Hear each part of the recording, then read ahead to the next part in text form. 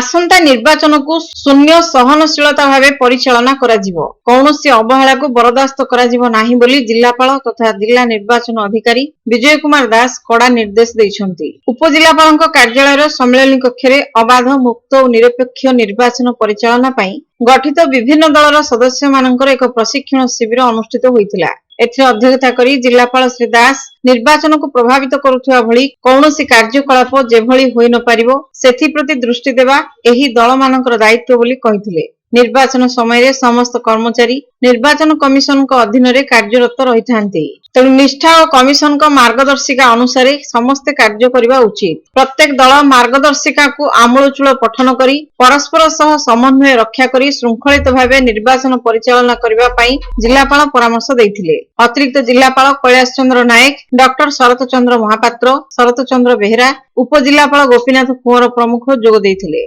Master trainer GST जुग्म commissioner doctor Padmalochan Rout, जिला treasury अधिकारी मनमथ कुमार प्रधान, जिला सूचना अधिकारी संतोष कुमार सेठी, पिपिली सब ट्रेजरी ऑफिसर ममता सेठी समस्त दलर दायित्व कर्तव्य और निर्वाचन में अंशग्रहण करुवा दल और प्रार्थी मानकर विविध खर्चर तदारख संपर्क में विस्तृत सूचना देथिले। निर्वाचन डेप्यूटी कलेक्टर राकेश कुमार पंडा धन्यवाद अर्पण करथिले।